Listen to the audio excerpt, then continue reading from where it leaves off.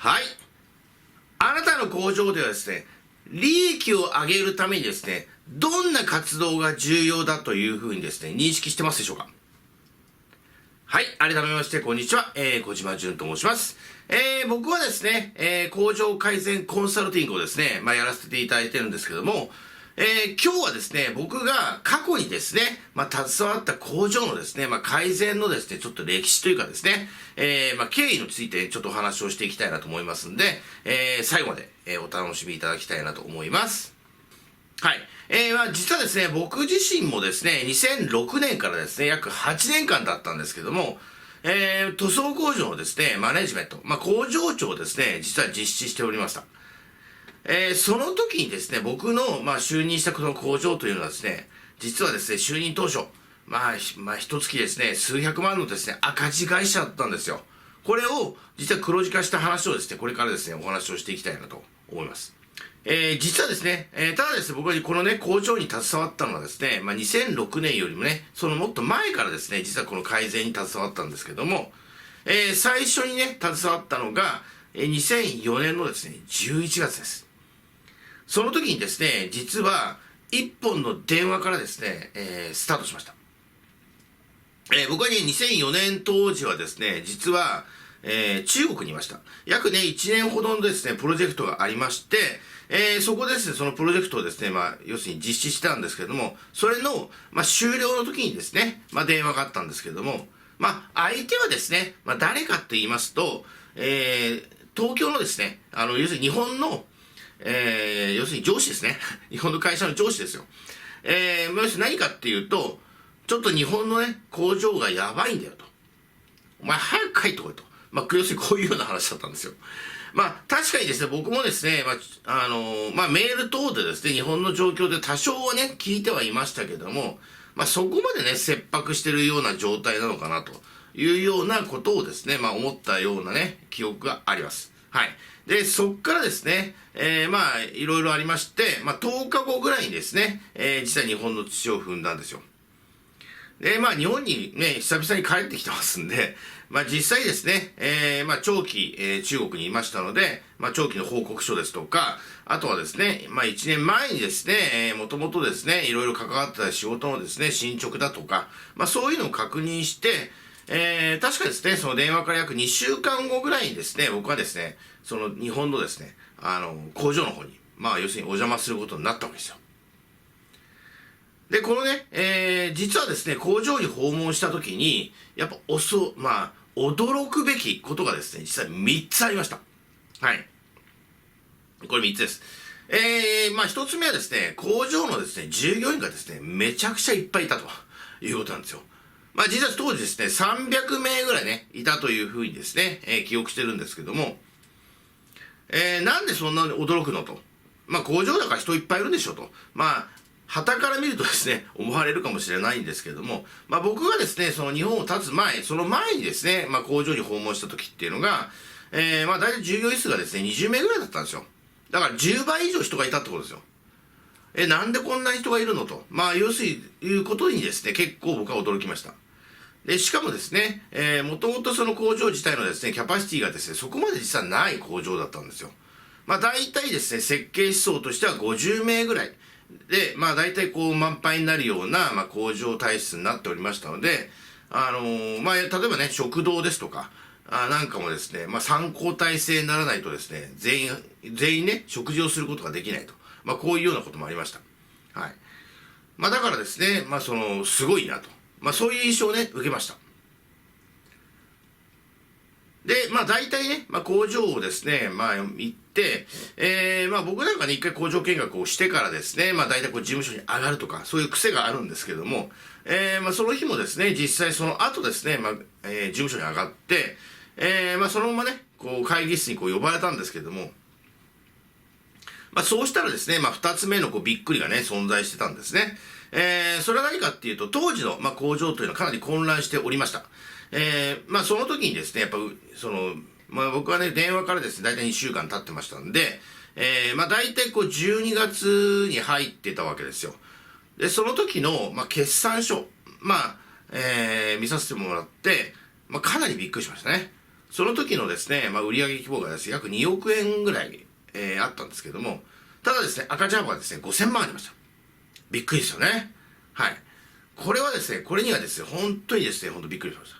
で、さらにですね、それに輪をかけたですね、びっくり状態があったんですけども、それは何かっていうとですね、当時の、要するに経営に携わってた工場長がですね、いなくなっちゃった。失踪されちゃったんですね。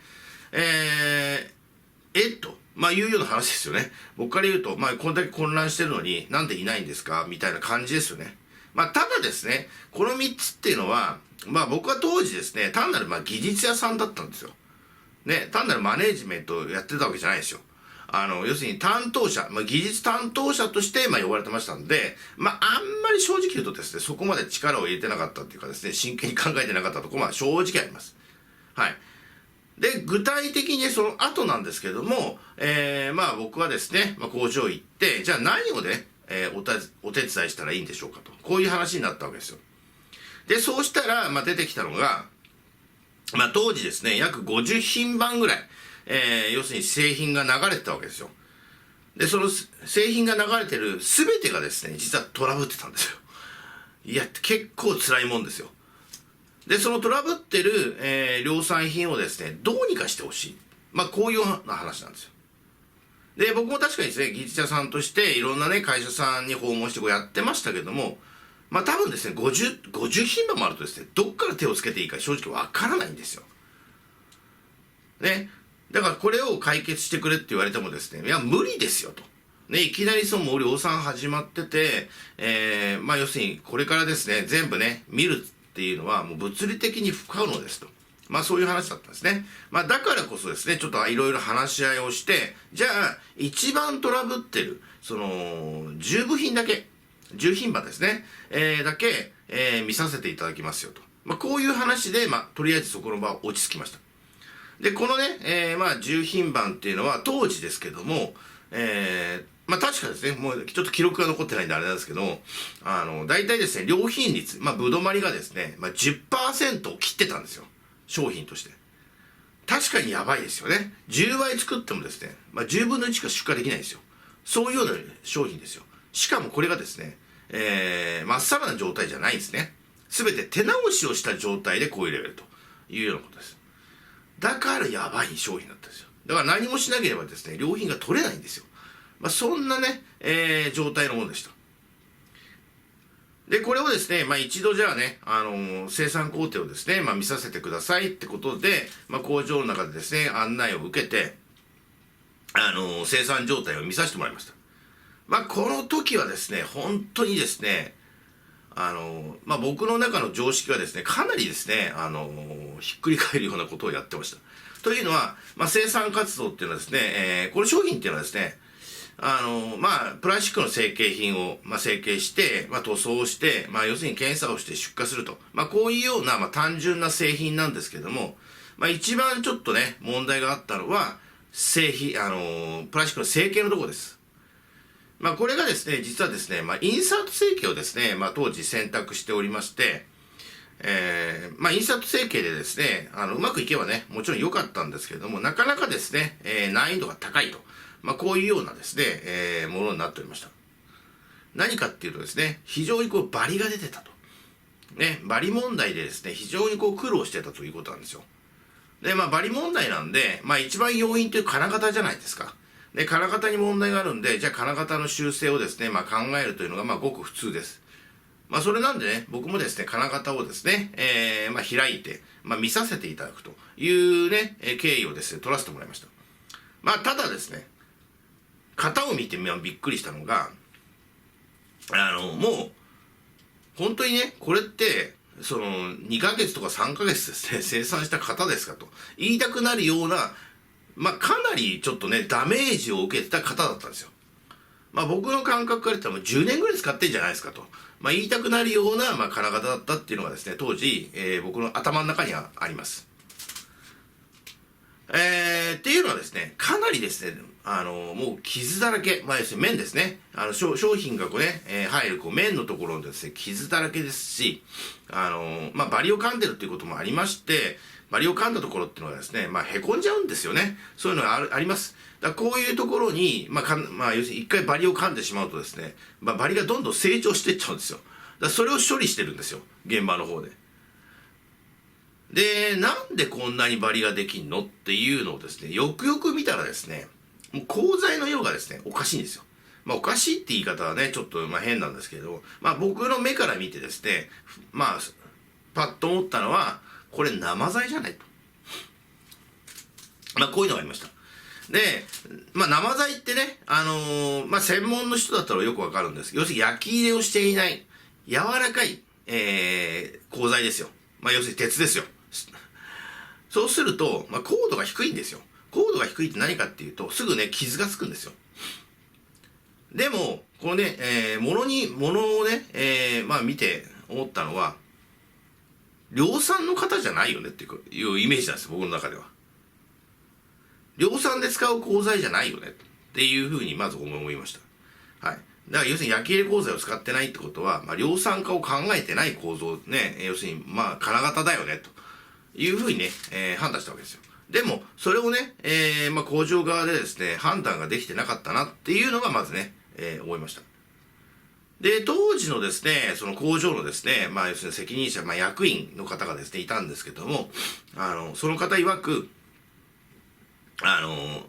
型を作ったメーカーさんと、要するに打ち合わせしてくれと。金型をどう修正していいかと。どこをどういうふうに修正。修正ってことはですね、例えば、多分イメージされてたのは、溶接をしようと。溶接をして、面をですね、合わせた方がいいんじゃないかと。多分ね、皆さん思ってたと思うんですよ。ただ、面の合わせって、溶接でできないんですよ。はっきり言うと。溶接っていうことをね、ちょっとしたものはいいですよ。1箇所2箇所ならいいですよ。でも、バリを噛むっていうのはですね、数十箇所あるんですよ。そんなのは、溶接で対応ができるかってできるわけないんですよ。そういうような感覚がありましたので、これ無理ですと。もう見た瞬間にですね、僕は答えました。しかもですね、生材をこの場所で使ってるっておかしいよねと。要するに金型としてね、頼んだ金型メーカーさんの問題って結構大きくないっていう話もね、やっぱあったわけですよ。で、しかもですね、もうさらに問題だったのが、当時、そのね、対応してる金型屋さんにですね、工場としてですね、100型近く頼んだんですよ。で、何がそれ問題かっていうと、その会社さんっていうのがですね、非常に小さい会社だったんですよ。5名ぐらいの会社なんですよ。ね、5名ぐらいの会社で、そんな会社にですね、100型同時に頼むっていうのは、僕がね、当時はそんな言い方してませんけど、頭おかしいんじゃないかと思ったんですよ。ね。要するに相手ができるって答えたからで、ね、出しましたって言ってたんですけども、いや、それキャパシティを考えなよと。本当にできるわけないじゃんと。ね、金型ってどのくらい時間かかるか知ってるって話。ね、1時間2時間でできるもんじゃないんだよと。ね、少なくともね、どんなにね、簡単な方だってね、1週間とかね、そのぐらいかかるわけだよ。で、それを100型近く頼んでね、できるわけないじゃんと。そういう話をね、ちょっとチラッとしましたけどね。だからそこの金型屋さんにですね、修正頼んだってうまくいくわけないよねっていうのが僕のまず印象です。だから、で、そもそもですね、構造の作り方とかそういうところも、細かく見るとですね、ちょっとですね、なんでこういう作り方してるのかなっていうのがちょっと疑問に思うところもですね、やっぱあったわけですよ。だから、もうこれ、すいませんが、ゼロから作るんだったらやりましょうと。修正だったら僕はやりませんよと。こういうところからですね、要するに改善のね、スタートはしたんですよ。で、結局のところ、新規のですね、金型を起こすというようなね、前提がありまして、じゃあやりますと、いうところからスタートしました。ちょっとね、いい金額はかかりました。っていうのは、10品番、全部で7型ありました。ね、型名数聞くとですね、大体金額は想像していただけると思いますけども、結構な金額ですよ。で、しかもこの金型をですね、作るのに、実際3ヶ月かかりました。新規で。だからやっぱり修正をしてたらですね、多分もっとかかったと思います。半年以上かかったと思います。やっぱ修正って大変なんですよね。一度ね、やっぱ傷がついた金型ですとか、そこを修正するって、そんな簡単じゃないですよ。はい。で、しかもね、鋼材がおかしい。おかしいって言い方おかしいんですけども、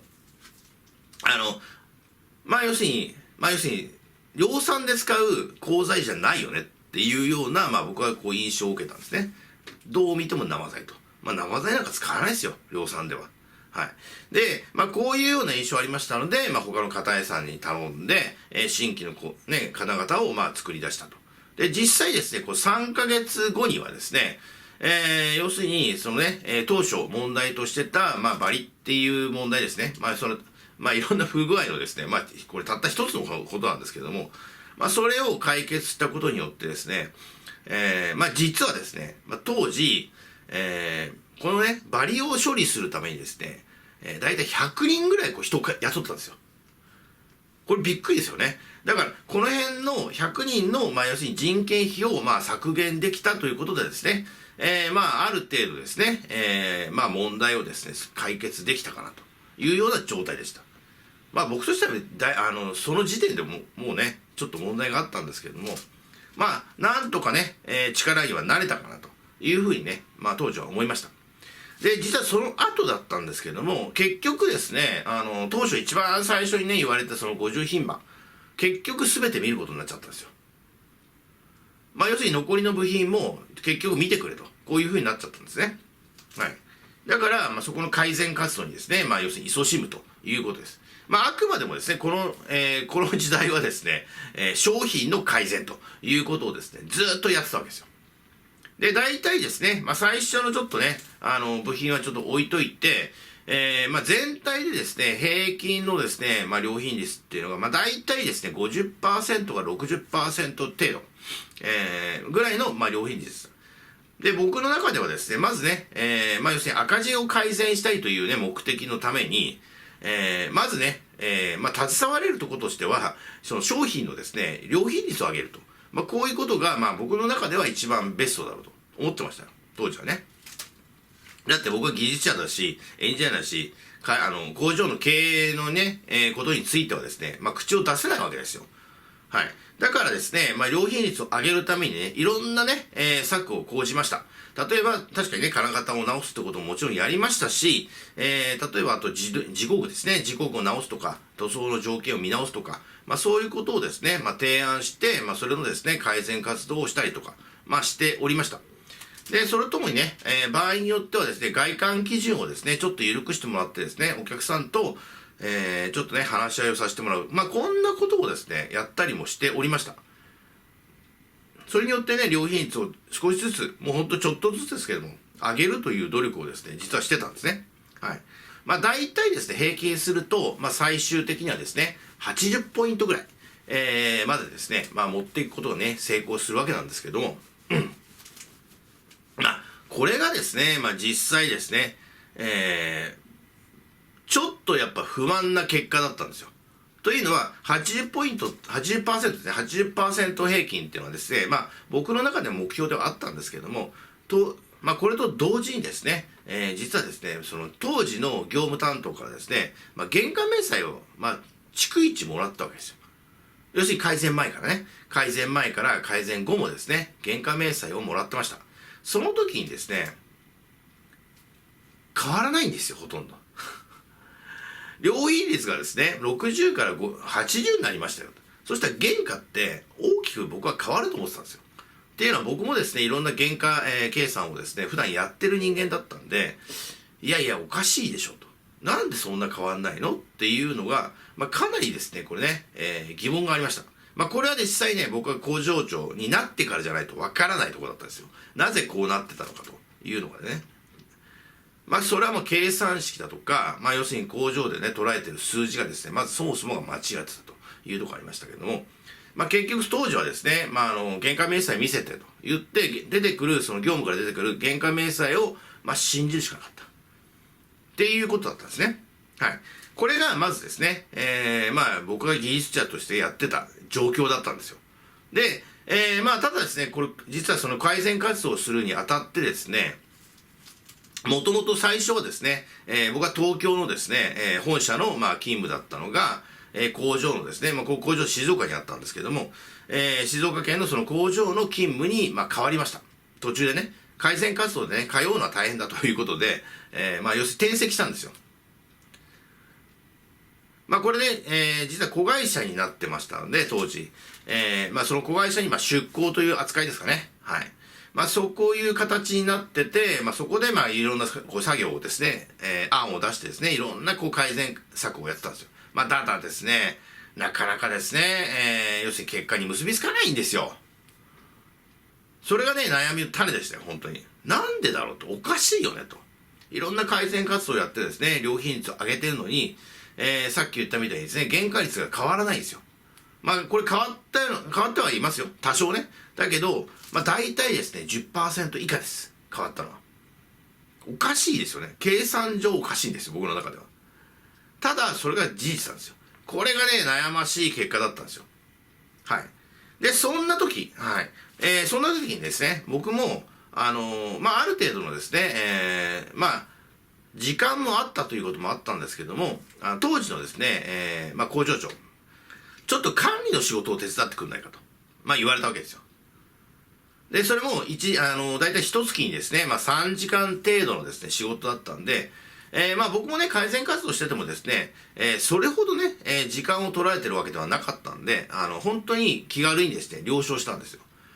実はですね、このね、内容というのがですね、僕の中のですね、この改善意識をですね、一気にですね、増加させるきっかけになったのかなと思いました。はい。というのはですね、何をやったかっていうと、単純な話なんですよ。はい。行ったのはですね、要するにまず一つはですね、月末在庫のですね、チェックですよ。で、月末在庫のチェックっていうのはですね、例えば全体で、いくらぐらいの、要するに金額のですね、在庫を工場にあるよと。で、在庫はどのくらいね、何が何個あるよと。こういうのを見るんですけれども、ただね、当時はね、僕も知識ありませんでした、正直言うと。ただ、なんで、見たまんまですよ。このぐらい在庫あるんだ。ちょっとなんか多いよね。みたいなイメージだったんですよ。正直言うと。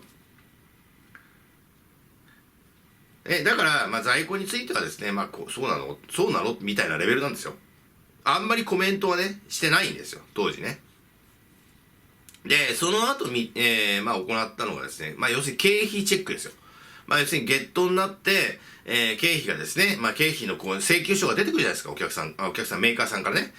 そうすると、やっぱ経費のですね、チェックをしてるわけですよ。実際ね、やってるのは、経費明細自体はですね、当時の業務の担当の人間が作ってるわけですよ。で、その作った、要するに経費明細のと、要するにこっちのですね、もう一個、メーカーさんからですね、請求が来てますんで、それの、付け合わせのチェックですよ。もうチェックはしてあるんですよ。付け合わせね。だから、ある程度ですね、パーッと見て、問題ないよねっていうので、反抗して終わりっていうような、仕事だったんですよ。そんなに別に大変な仕事じゃないですよ。ただ、僕はですね、とんでもないものをですね、そこの中からですね、見つけてしまったんですよ。はい。それは何かっていうとですね、物流会社さんのですね、請求書だったんですよ。で、何が問題かっていうとですね、僕の中ではですね、聞いたことがない、物流会社さんの、会社さんの名前だったんですよ。で、他の会社さんもですね、全部知ってるかっていうと、もちろん知らない会社さんもありましたよ。経費明細の中で。この会社は、あの会社とか、そんなね、わからない会社もいっぱいありました。でも、その中で目立ったのがそうだったんですよ。っていうのは、当時ですね、商品の出荷に、使ってたのがですね、ヤマト運輸さんですとか、佐川急便さんなんですよ。で、一つのですね、荷物を送るのは。で、あとですね、例えばパレット便ってね、我々言ってましたけども、もう本当にパレットの上に乗せてですね、商品を、そのまんま、送るよというようなことにやってたのは、実は西濃運輸さんを使ったんですよ。だから、この3つはですね、配送として使ったんですね。で、その4番目の、物流会社さんの請求が来てたわけですよ。で、まずね、そんなに僕最初疑ってるわけじゃなかったんですよ。っていうのは、この第4のね、物流会社さんっていうのは、まずね、僕は、頭に浮かんだのは、業者だろうというふうに思ったんですよ。要するに明細ないんですよ。何のお金だっていうこと書いてないんですよ。はい。で、なんでかっていうと、10万円ぐらいの請求書だったんですよ。で、10万円だったら、例えば業者であれば、そうですね、5トン車クラスで、3回分ぐらいかな。ね、10トン車だったら、2回分ぐらいかなと。こういうような、僕は印象だったんですよ。これでね、ちょっと洋車ってことをですね、ご存知ない方のためにちょっと洋車って話をすると、これはね、チャーター便です。要するに、ある意味チャーター便のことを言ってます。要するに、自分の工場からですね、相手の、要するに納品先に直接、納めてもらう。要するに専用便ですね。こういうようなね、ものをですね、時たま使うわけですよ。例えばパレットにですね、パレットを何枚もですね、送るようなパターンっていうのは、そういう方が、やっぱ割安なんですね、送るのは。要するに西農運輸さんみたいなところでパレットごとボンと渡して、路線便で送るよりもですね、チャーターで送った方が、要するに安い場合もありますし、あと、そうですね、通いっていうんですかね、コンテナなんかをですね、運ぶ場合っていうのは、商品をですね、送った後に、そのね、空いたパレットだとか、コンテナをですね、こう回収しなきゃいけないんですよ。こういうのっていうのは結局洋車を使わないとですね、できないんですね。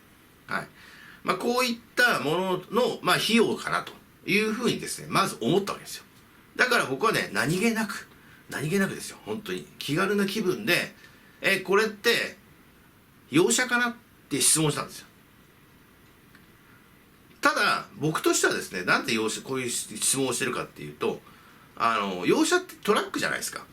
で、事務所からトラック入ってくるの見えるわけですよ。僕も一日中ね、要するにその当時はですね、ずっとその工場に詰めてるわけですよ。見たことがないんですよ。見た記憶がないんですよ。おかしいなと思っただけですよ。だから質問したんですよ。はい。で、返ってきた答えっていうのが、びっくりする話だったんですよ。で、外部に倉庫借りてますって言うんです。って話だったんですよ。で、まず頭に浮かんだのは、ついさっき見た棚卸証にですね、その外部に置いてある在庫のね、記録が何もないんですよ。何もないよと。記録に。だから外部に在庫があるっていうこともないわけで、なんで外部にその倉庫借りてんのというふうな疑問だったわけですよ。僕の中で。はって話なんですよ。で、しかも、自分たちの工場にももちろん倉庫あるわけですよ。で、倉庫あるのに、あってスペースあるわけですよ。ね、もちろんね、満載でですね、どうしても外部の倉庫をね、借りなきゃいけないっていうのは、場合によってはありますよ。そういうのはね、実際。だけど、倉庫空いてるよね。何のために借りてんのと。こういう、僕は単純な疑問だったんですよ。で、だからそういう質問をしたんですね。業務の担当に。そうしたら、答え返ってこないですよ。で、答えがね、途中横からですね、実は出てきたんですけども、その当時のですね、工場長がいたんですけども、工場長が、じゃあ見に行こうかと。こういう話だったんですよ。別に僕は見に行く必要ないですよ、当時。別にマネジメントやってるわけじゃないし、別に文句言ってるわけじゃないんで。はい。ただ、何の費用っていうふうに僕は質問しただけだったんですよ。ね、おかしいでしょ。で、確かに、じゃあいいですよ、わかりましたと。見に行きましょうかと。いうことで、約15分ぐらいかな、車で走らせたところに、実はその倉庫があったんですけどね。はい。実際はね、2箇所だったかな、に分かれてましたけれども、なんと、パレットに乗った製品がですね、うず高く、置いてありました。なんじゃこれはと。いうようなね、ものでした。パッと見て、下から見てですね、要するに、上までですね、積んでありましたので、上の方はもちろん、すぐにですね、見ることはもちろんできなかったんですけども、見た瞬間、あったのは段ボールの箱がですね、何個かあって、実際ですね、ほとんどがですね、材料、要するに、樹脂のプラスチックのですね、材料のですね、未開封のものがですね、いっぱい積んであったと。こういうような印象なんですよ。で、数を数えると、20パレットありましたので、そうかと。10万円っていうのは、1パレット5000円なんだな、というようなね、僕はその時にですね、ちょっと簡単に計算しちゃったんですけども、これがですね、で、しかも、そのね、下の方にあったね、樹脂のですね、要するに袋を見るとですね、未開封なんですよ。本当にね、未開封で何かなと思ったら、エラストマなんですよ。エラストマとかですね、ポリカーボネートの、なんですよ。理由等は当時聞きませんでした。はっきり言うと。なんでここに置いてあるんですかみたいなものっていうのはね、一切聞きませんでした。っていうのは関係ないから、僕の中では。ただ、やっぱりそのね、普段、そのね、会社のですね、利益を上げるためにですね、いろいろ活動してるわけですよ。僕はこう技術面としてね、製品のですね、いろんな良品率を上げて、日々ですね、少しずつこうね、利益を上げてって、ね、不良率を減らすというような活動をしてるのに、なんで10万円使ってるのっていう方の、怒りの方がでかいんですよ、僕の中では。どっちかっていうとね。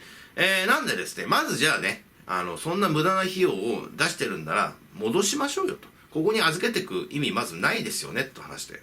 当時ね、工場長一緒にいましたんで。じゃあもう一回戻しましょうと。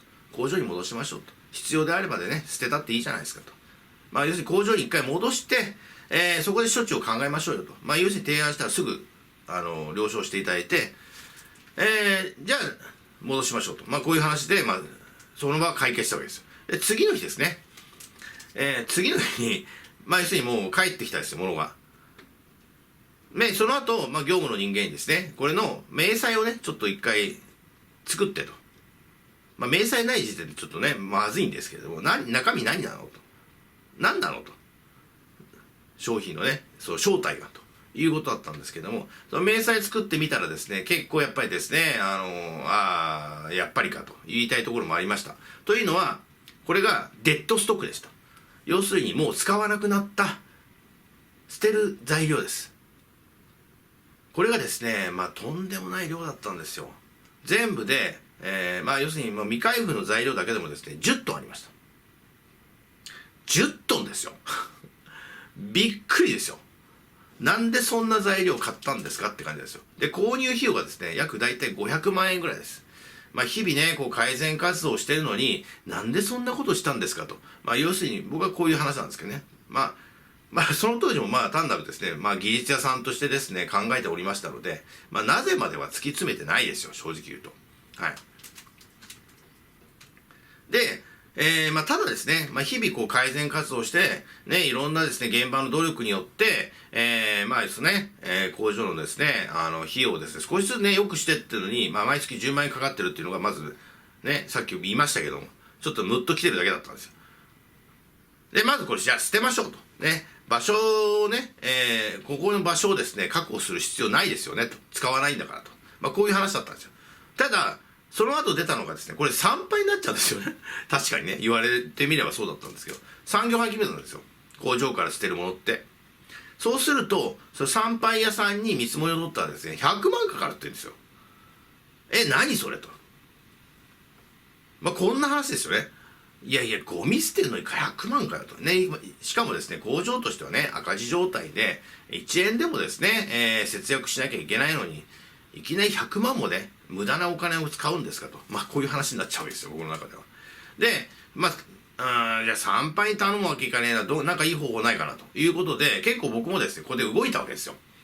というのは、例えば材料メーカーさんに連絡してですね、引き取ってもらえないかと。要するに我々は買ったわけですよ、材料メーカーさんがね。でも材料メーカーさんに戻せば、他で転用できんじゃないのと。要するにね、全額とは言わないから、半額でもいいから、買い取ってくんねえかと。こういう話をですね、僕交渉したんですよ。見事に断られました。っていうのは、すべて着色してたんですね。バージン材だったらいいですよと。ただ、着色してるものなんで、買い取りは不可能ですと。こういうような話なんですね。確かに常識的にちょっとね、確かにそうなんですけども。で、そこで僕もね、諦めたわけじゃ実はなくて、その後ですね、いろんな方々にね、連絡をして、リサイクル屋さんだったらね、買い取ってくれるかもしれないと。僕は最初思ったわけですよ。リサイクル屋さんにね、連絡して、買い取ってくれませんかっていう話をしたらですね、要するに、ニーダー通してですね、再生するんなら、うちはやりますよという会社さんがほとんどでした。ニーダーってね、要するにプラスチックのですね、要するに粒子をですね、作る機械なんですけども、そういうので、一回流して、そういうのを作るっていうのはいいですよと。ただ、買い取りはしませんと。こういうような話のですね、ところがほとんどでした。そんな中でですね、人づてでですね、聞いたときに、これ神奈川県の方だったんですけども、要するにプラスチックを、回収してますよと。有価買い取りしてますよと。こういう会社さんがですね、見つけたんですよ。紹介されたんですよ。見つけたんです。紹介されたんですよ。ここにこういう会社さんがあるよと。で、ここはメインは、実は金属なんですよ。金属で、有価買取してるって書いてあるんですけど、プラスチックもやってると書いてあったんですよ。だから調べてですね、そこの会社さんに、連絡を取ったわけですよ。そしたら、うちやってますよ。単純なね、そういう話だったんで、じゃあ来てもらって、買い取りできるかどうかね、確認をしてくれと。こういう話で、結果的にはですね、買い取りが可能になりました。じゃあ、うちとしてはただでもよかったんですよ。正直言うと。ただ、有価買い取りって、ご存知の方も多いですけども、少なくともですね、お金もらわなきゃいけないんですよ。1キロ1円でもいいからお金もらわなきゃいけないですね。はい。っていうのは、0円だとですね、これ3倍になっちゃうんですよ。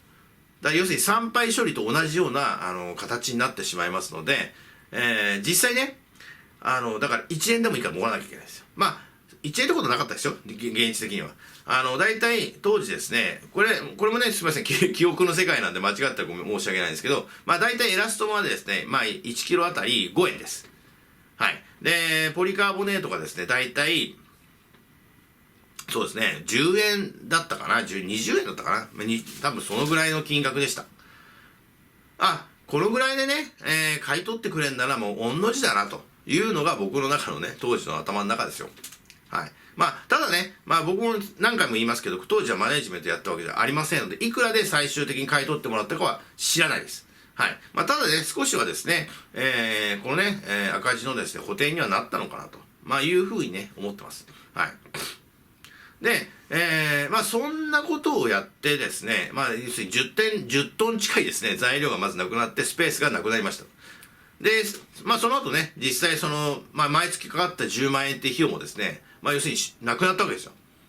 でかいですよね。当時も大赤字の状態だった時に、なんで10万円をですね、要するにね、毎月毎月分からずに払ってたのというようなね、僕はそういう印象だったんですけど、ね、意味があったんならね、もちろんいいんですけど、意味はないよね。だって、ゴミを預けてたんだから。っていうような状態だったんですよ。はい。これは実はですね、工場のですね、実はですね、後々の改善にはですね、これ有価買取という方法はですね、非常に役に立ちました。後でですね、ちょっと詳細の話をしたりしますけども、当時ですね、年間大体産業廃棄物がですね、100万円ぐらいかかったんですよ。これはね、僕はマネジメントに入ってからですね、細かく知った内容ですけども、それをね、最終的に、僕はですね、5万円まで落とすことに成功したんです。で、5万円までね、要するに落とした、理由というのが、やっぱり分別をして、それぞれをですね、有価買取をしてもらうという動きをいたしました。これによってですね、大きくですね、この参拝をですね、減らすことに成功したんですね。で、特にですね、すごい、貢献をしたのが、塗装業をやってたっていうことで、大体ね、毎月、スラッジって言われてるですね、塗装カスですよ。こういうものがですね、工場から実は出るんですよ。で、このね、スラッジっていうのはですね、ほとんどね、使い物になりませんので、参拝なんですよ、基本的には。で、これをですね、実はですね、有価買取でですね、買い取ってくれる業者がいたんですよ。これはね、結構すごかったですよ。ダメ元でね、当時の業務の人間にね、してもらったんですけども、いや、大丈夫ですと言って引き取ってくれたんですよ。すごいなと。それがね、結構大きくですね、影響してたかなと思います。参拝ってね、何も考えないとですね、ボンボン増えるわけですよ。だからこれがですね、有価買取という制度を入れたことによってですね、経費がですね、100万円近く減ったわけですよ。ね、年間かもしれませんけどね。これって大きな貢献じゃないですか。だからこれはね、結構喜ばしいことですから、実践しましたけど、これはね、この時にはですね、まだそこまでやってはおりませんでした。はい。ただ、そうは言ってもですね、やっぱ改善活動の中でですね、いろいろね、細々とした現場の改善っていうのはですね、実はね、徐々にですね、やってった時代だったんですよ。ただ、最初にね、さっきも言いましたけども、なかなかですね、ちょっとね、僕の中で、なぜそのね、原価が下がらないのかがよくわからないというのがですね、ずーっとですね、このね、その1年ぐらいはですね、悩んでた、時代でした。そんな時にですね、これ2006年のですね、7月になるんですけども、当時の上司、工場長ですね、が、突然亡くなってしまったんですよ。亡くなってしまって、要するに次のね、工場長誰やるのと、こういうような話にね、なってしまったわけですよ。そんな時に、当時のね、社長から、連絡がありまして、お前がやれということになりまして、僕自身がですね、この工場のですね、マネジメントをですね、引き継ぐことになったわけですよ。で、こっからですね、実際本格的にですね、工場の改善にですね、入るということなんですね。というのは、工場長という立場にならないとですね、知り得ないものがね、結構いっぱいあったわけですよ。だからこそですね、もう僕の中でもですね、ある程度プランもありましたので、それをね、実際やってみようかなと思って、実際ですね、僕はですね、当時、35歳だったんですけども、かなりですね、飛び抜けた評価をされたっていう言い方おかしいですけども、その工場をですね、一つの工場を見させてもらうっていう立場ではなかったんですね。だけど、あえて、受けさせてもらおうと思って、本当に二つ返事でですね、受けました。で、ここから本当にね、本格的なですね、改善活動が始まりますということです。はい。一応今回の動画はですね、ここまでとさせていただきます。ちょっとね、話してですね、結構長くなったなと思いましたので、ちょっと次の動画からですね、実際、その工場のですね、マネジメント入ってからのですね、ちょっと具体的な話をですね、ちょっと順番にですね、お話をね、していきたいなと思います。はい。じゃあね、今日のね、動画が良かったなと思ったらですね、高評価およびですね、チャンネル登録していただくとありがたいと思います。はい。じゃあ次のね、動画もですね、お楽しみください。じゃあ、バイバイ。